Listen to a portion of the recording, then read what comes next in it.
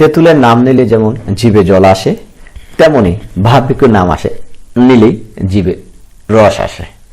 বর্তমানে যে খাবারগুলো মুখরোচক তার মধ্যে বারবিকিউ অন্যতম।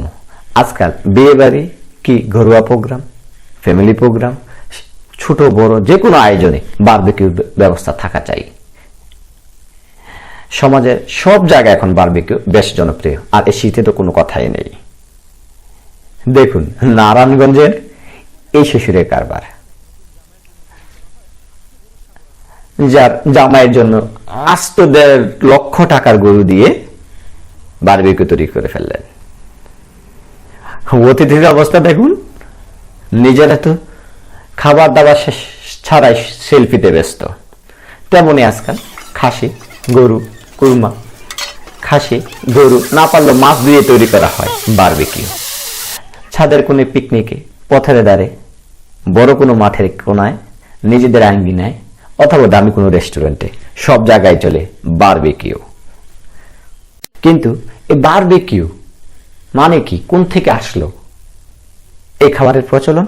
আমরা একটু ইতিহাসের দিকে যদি দেখি, তাহলে প্রথমে আমরা দেখতে পারবো উত্তর এবং দক্ষিণ আমেরিকার আদিবাসীদের কাছে স্পেনিশ শব্দ বারবাকোয়া, সিম্পানেওয়ালা, জামাইকা এবং কিউবাতে বসবাসকারী তাইনুরা বসবাস করত। সেখান থেকে তারা মাংসের ধীর গতি রান্নার প্রক্রিয়াকে বারবিকিউ বলতো। গঞ্জালো ফার্নান্দেজের অভিভাষ্য মতে স্পেনিশ অভিযাত্রীগণ 1526 সালে স্পেনের মুদ্রণে বারবাকোয়া শব্দটি প্রথম প্রচলন করেন।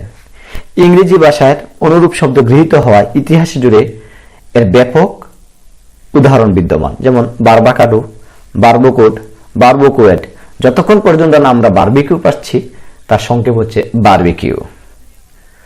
জর্জ স্টিফেন 1952 সালে আধুনিক বিবিকিউ গ্রিল তৈরির কাজ শুরু করেন। 1960 দশকের মানুষ আরো প্রাকৃতিক গ্যাস কেনার জন্য একটা চাপ ছিল। সেই থেকে আনকাসুল ইসুনিয়ালস গ্যাস কোম্পানির মেন্টালস এবং উইলিয়াম জি ওয়েফার তখন কাঠকয়লার পরিবর্তে পুপনের উপর চলে এক নতুন ধরনের রন্ধন প্রক্রিয়া। সেখান থেকেও এই আধুনিক আজকে রেস্টুরেন্টের গ্রিলের কাজ সূচনা হয়। 1980 সালের শেষ দশকে এসে বিল বেস্ট নামে এক ব্যক্তি সিদ্ধান্ত নেন তিনি এই কাজের উন্নতি ঘটাবেন। তখন তিনি সিরামিকের একটি বার্নার তৈরি করে বারবিকিউ তৈরি শুরু করেন। 1990 দশকে লোকেরা সত্যি কি খাচ্ছে সে সম্পর্কে স্বাস্থ্য সচেতন মানুষগুলো তা যাচাই করা শুরু করে। তাদের মধ্যে একজন ছিল জর্জ ফোরম্যান। তিনি তখন দেখলেন অতিরিক্ত চর্বি কিভাবে গলানো যায় এই মাংসপেশি থেকে। তাই তিনি মাংসপেশি থেকে অতিরিক্ত চর্বি গলিয়ে এই রান্নার নাম দেন বারবিকিউ। মোট কথা হচ্ছে বারবিকিউ একটি রান্নার পদ্ধতি বা যন্ত্রপাতি। মার্কিন যুক্তরাষ্ট্রে গ্রিল থেকে কাঠ কয়লা, পুপেন, আগুন দ্বারা প্রদত্ত সরাসরি তাপ ব্যবহার করে মাংসের অপেক্ষাকৃত দ্রুত রান্না করা হয়। বারবিকিউ একটি কাঠ জ্বালানি আগুনের ধোঁয়া দ্বারা তৈরি করা হয়, যা তাপ ব্যবহারে খুব ধীর পদ্ধতি। প্রায় কয়েক ঘন্টা বর্ধিত সময় পরিবেশ রান্না করা হয়। পরিবেশায় এবং রান্নার এই পদ্ধতিকে ওভারল্যাপ বা বারবিকিউ গ্রিলিং এর মধ্যে আবদ্ধ রাখা হয়। দ্রুত এবং সঞ্চালিত কম ধোঁয়া জ্বালানি থেকে তাপ এবং বারবিকিউইং সাধারণত উচ্চ ধোঁয়া জ্বালানি থেকে পরোক্ষ তাপের উপর কম এবং ধীর গতি সম্পন্ন হয়ে এই রান্না কাজ করা হয়।